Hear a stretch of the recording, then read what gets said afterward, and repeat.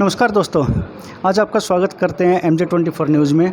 और आज एक ऐसी शख्सियत से मिलवाते हैं जिनको किसी भी अपने नाम की ज़रूरत नहीं है और उनका नाम ही इतना बड़ा है कि भी हिंदुस्तान का कोई भी बच्चा, जो भी खिलाड़ी है, वो ऐसा नहीं है जो उनका नाम नहीं जानता, उनके नाम से परिचित नहीं है, ऐसा कोई भी नहीं हो सकता। आज बात करते हैं हमारे देश की हॉकी टीम की, महिला हॉकी टीम की कैप्टन सोनिका से। सोनिका जी, आपका स्वागत है हमारे चैनल पे। Thank you so much. और हम आपके बारे में जानना चाहेंगे और कुछ ज़्यादा, क्योंकि ऐसा कुछ नहीं है कि भी आपके लिए जानने के लिए कुछ बचा हो। आपके बारे में बहुत कुछ लोगों को पता है, तो थोड़ा और डीपली हम पता करेंगे। तो आप बताइए, आप खेलों में कैसे आए? मैं सर, मेरे स्कूल में हॉकी खिलाते थे, मेरे कोच हैं बलराज सिंह सोढ़ी। उनको देख के उन्होंने एक अपर पहना हुआ था इंडिया टीम का, जैसे इंडिया लिखा हुआ था जिसके पीछे, तो मुझे वो काफ़ी अच्छा लगा। मेरे मन में ऐसा हुआ कि मैं एक दिन ये लूँगी, तो बस मैं उस अपर को लेने के लिए ग्राउंड पे गई थी। तो ऐसे ही फिर 2008 में सर मैंने हॉकी खेली। उस वक्त आप कौन सी कक्षा में पढ़ते थे? मैं 5th क्लास में थी सर। 5th क्लास में आप इतने छोटे, और आपके दिमाग में कैसे आया कि भाई आपको खेलों में जाना चाहिए, और सिर्फ हॉकी ही क्यों चुना आपने?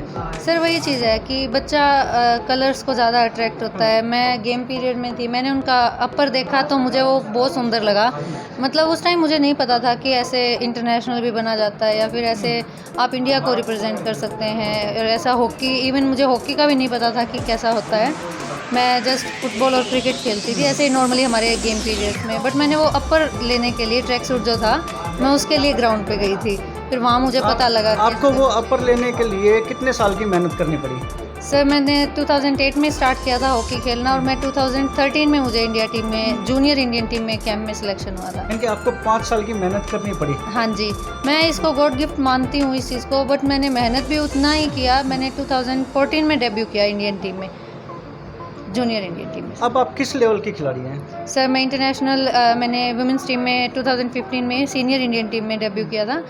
तब से लेके मैं 2020 तक मैं इंडियन टीम में ही रही हूँ। और 2020 में हमारा न्यूजीलैंड टूर लगा था, प्री कोरोना न्यूजीलैंड का टूर था, हमारा टेस्ट इवेंट था। मैं वहाँ तब तक खेली हूँ, उसके बाद मैं इंजर्ड थी, तो उसके लिए मैं कैंप में आई हूँ रिहैब के लिए। अब आप इंडियन टीम की कैप्टन हैं, तो कैसा महसूस हो रहा है? सर ये बहुत बड़ी बात है कि भी आप एक छोटी उम्र में आपने शुरू किया, और फिर 5 साल की मेहनत के बाद में आपका जो अपर का जुनून था वो आपने पूरा किया, इतना बड़ा सफ़र। हाँ जी। उसके बाद में इंटरनेशनल खेले, और आज आप इंडियन टीम की कैप्टन हैं। हाँ जी सर, मैं जूनियर इंडियन टीम में कैप्टन रही हूँ। सीनियर इंडियन टीम में मैं फॉरवर्ड लाइन में खेलती हूँ, मिडफील्डर में खेलती हूँ। हमारे सीनियर इंडियन टीम में रानी रामपाल हैं जो कैप्टन है फ़िलहाल, और सविता पुनिया हैं जो वाइस कैप्टन है। और मैं जूनियर इंडियन टीम की जब मैं कैप्टन बनी थी, वो मेरे लिए बहुत एक अच्छा एक्सपीरियंस रहा है। मैं उस चीज़ को कभी भी नहीं भुला पाती हूँ। और उस दिन को भी, जब मुझे फ़र्स्ट टाइम मेरे नाम की जर्सी मिली थी, तो उस दिन को भी मैं कभी नहीं भुला पाती हूँ। तो वो कुछ ऐसे मोमेंट्स हैं मेरी लाइफ में जो मुझे हमेशा एक चीयरफुल मूड में ले आते हैं। तो काफ़ी अच्छा लगता है सर, आप एक अपने गेम को एक हाईएस्ट लेवल पे जब आप अपने देश को रिप्रेजेंट करते हैं, तो वो बहुत अच्छा महसूस होता है। एक लड़की होने के बाद थोड़ा सा लोगों की जो सोच है कि भाई लड़कियां बाहर जाती हैं, खेलने के लिए जाएंगी, कैसा होगा कैसा नहीं होगा, तो उसमें आप अपनी फैमिली की तरफ से बताइए कि भी कैसा सपोर्ट मिला? सर मेरी फैमिली हमेशा सपोर्टिव रही है मुझे। मेरी मदर को, हालांकि मेरे आंटी जो हैं, जैसे नेबरहुड में जो रहते हैं, उन्होंने काफ़ी बार बोला है कि लड़की है, शॉर्ट्स पहन के बाहर जाती है, सेफ़ नहीं है ये सब। हालांकि मेरे फादर पुलिस में हैं, तो हम पुलिस लाइंस में ही रहते हैं, तो काफ़ी सेफ़ माहौल भी था। और मेरे मदर को कभी ऐसा फील नहीं हुआ कि इसको रोकना चाहिए। तो मेरे फादर वॉलीबॉल के नेशनल प्लेयर रहे हैं सर, तो वो काफ़ी सपोर्टिव रहे हैं। मेरी फैमिली से मुझे आज तक ऐसा कभी फील नहीं हुआ कि हाँ वो मुझे नहीं चाहते हैं बाहर भेजना या कुछ ऐसा भी। आपकी फैमिली में आपके कितने भाई बहन हैं? हम 4 भाई बहन हैं सर। मेरी बड़ी सिस्टर हैं जो मेरे साथ यहीं सोनीपत रहती हैं। मेरी छोटी सिस्टर हैं और मेरा ब्रदर है, और मेरे मम्मी पापा हैं वो हिसार रहते हैं। क्या वो भी खिलाड़ी हैं?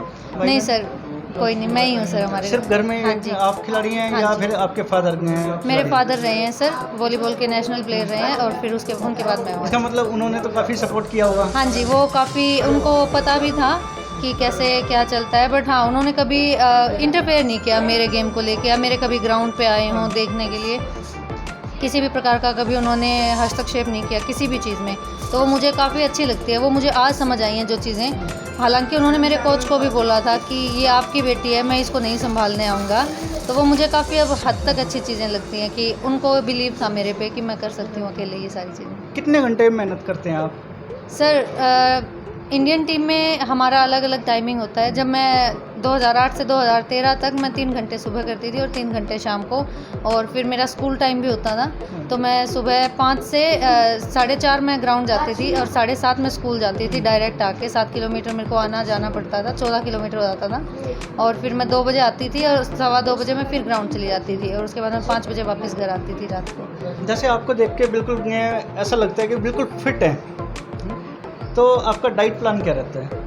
सर हॉकी प्लेयर नॉर्मली आपको ऐसे ही मिलेंगे, कभी ऐसा हेल्दी कोई एक रेयरेस्ट हो जाते हैं कि कुछ प्लेयर्स क्योंकि आपको ग्राउंड में दौड़ना सिर्फ दौड़ना ही रहता है। हाँ जी, आप फुटबॉल के प्लेयर्स को देखेंगे, आप मैराथन के प्लेयर्स को देखेंगे, या फिर आप हॉकी के प्लेयर्स को देखेंगे, वो हमारा डाइट वही चीज़ें हैं कि हम स्वीट्स नहीं यूज़ करते हैं अपनी लाइफ में ज़्यादा। हम कभी भी स्वीट्स नहीं खाते हैं या फास्ट फूड नहीं खाते हैं। नॉर्मल सी चीज़ें हैं जो घर पे बना खाना होता है वो हम प्रेफर करते हैं। बाकी हमें भागना इतना पड़ता है तो हम ऑटोमेटिक ही फिट रहते हैं सर। कुछ मेडिसिन या प्रोटीन्स वगैरह उसके बारे में? हाँ सर, वो सब चीज़ें आपके ऊपर, अभी हमारे यहाँ नॉलेज होना इन चीज़ों की ज़रूरी है, क्योंकि पहले वाले जो जैसे मेरे फादर के टाइम में थे, उन टाइम में उनके पास इतने नहीं होता था कि आप प्रोटीन लेके आओ, तो उस टाइम खाना भी इतना ही प्योर होता था। आज के टाइम में खाना भी इतना प्योर नहीं है, तो एसेंशियल्स जो होते हैं वो प्लेयर को लेने पड़ते हैं, तो वो बहुत ज़रूरी भी चीज़ें हैं सर। और कहीं आपको लगा है कि भाई मुझे कुछ अलग से स्ट्रगल करना पड़ा, कहीं कभी आपके कैरियर में कोई परेशानी या कोई अड़चन आई हो? हाँ जी सर, वो हर एक प्लेयर की लाइफ में आते हैं, मेरी भी लाइफ में आया। जब मैं 2020 ये जो टूर लगाया था मैंने न्यूजीलैंड का, उसके बाद मैंने हॉकी छोड़ने का फ़ैसला लिया था, क्योंकि मैं हल्का जैसे डिप्रेस्ड हो जाते हैं किसी चीज़ से। वो मेरे कुछ पर्सनल इशू थे, मेरे जो कोचेज़ वगैरह जो भी था वो सब चीज़ें थी। तो इंडियन टीम में नहीं, डोमेस्टिक लेवल की बात है ये। वहाँ मुझे काफ़ी सपोर्ट मिला, इंडियन टीम में मुझे काफ़ी सपोर्ट मिला। मैंने अपना डिसीज़न बताया, उन्होंने मुझे बोला कि हाँ आप पहले अपना रिलैक्स करो, आपको अगर हॉकी छोड़ना है तो।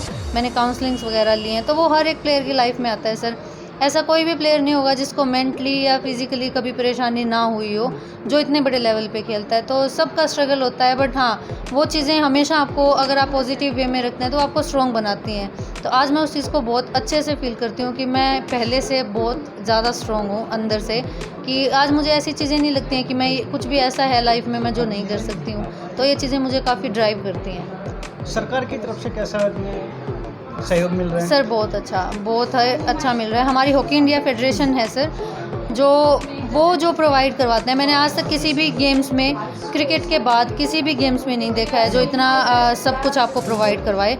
तो मैं हॉकी इंडिया को बेस्ट मानती हूँ इन चीज़ों में, कि वो हमें सब कुछ प्रोवाइड करवाते हैं, किसी भी चीज़ की हमें कोई कमी नहीं आने देते हैं। साई सेंटर हैं जो स्पोर्ट्स अथॉरिटी ऑफ इंडिया है, उनकी साइड से या किसी भी साइड से ले लो, हरियाणा गवर्नमेंट है, बच्चों को बड़ी अच्छी प्रोत्साहन राशि देते हैं वो।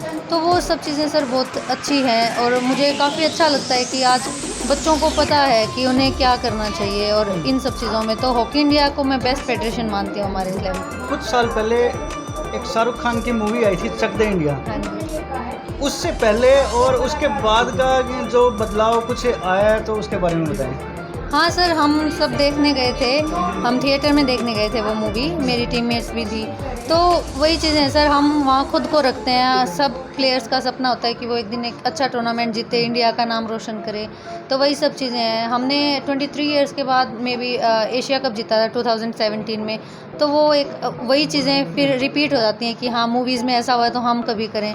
तो मेरे साथ 2017 में हुआ, जब हमने एशिया कप जीत के वर्ल्ड कप क्वालिफाई किया था। तो काफ़ी चीज़ें ड्राइव करती हैं क्योंकि उस मूवी से कुछ ना कुछ फ़ायदा ही हुआ। हाँ जी। हाँ, पर्सनली इतना नहीं कह सकते हैं, क्योंकि हमें पता है कि हॉकी में हमें क्या करना है। बट हाँ, वर्ल्ड वाइड जैसे और चीज़ों में देखा जाए, और गेम्स को प्रमोशन मिलती है, तो उस मूवी से हॉकी को बड़ा प्रमोट हुई उससे।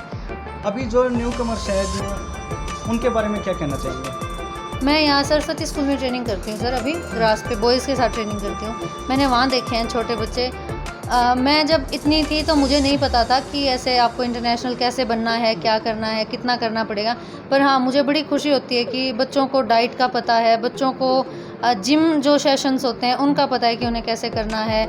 उनके कोचेज़ जो हैं वो बेसिक से उनको स्टार्ट करवाते हैं। न्यू कमर्स जितने भी आते हैं, बड़ा ही अच्छा लगता है उनको देख के कि उनको इतनी नॉलेज है कि हाँ, उन्हें लाइफ में क्या करना है और वो अपना एम सेट करते हैं। तो सबसे मेन काम यही होता है, आप स्टडी में जाएँ सर, किसी भी चीज़ में जाएँ तो बड़ा यूँ लगता है कि आपको पता होना चाहिए कि आप लाइफ में कर क्या रहे हैं। वो सबसे मेन रीज़न होता है, चाहे वो स्पोर्ट्स हो, चाहे वो स्टडीज़ हों, चाहे आप किसी भी काम में जाओ। अभी जैसे 1.5 साल से कोविड की महामारी चल रही है और उस वक्त ना कोई ट्रेनिंग हो रही है, सभी स्कूल कॉलेज सभी स्टेडियम बंद हैं। तो ऐसे में आपकी ट्रेनिंग कैसे चल रही है और दूसरे खिलाड़ियों को क्या संदेश देना चाहेंगे? सर हम जो हॉकी इंडिया है हमारी, वो ऑनलाइन जो हैं सेशंस रखते हैं। हमारे हर एक प्लेयर का एक वीडियो बनाते थे और उनको ऑनलाइन प्रोवाइड करवाते थे बाकी स्टूडेंट्स ताकि देखें अगर वो करना चाहते हैं तो।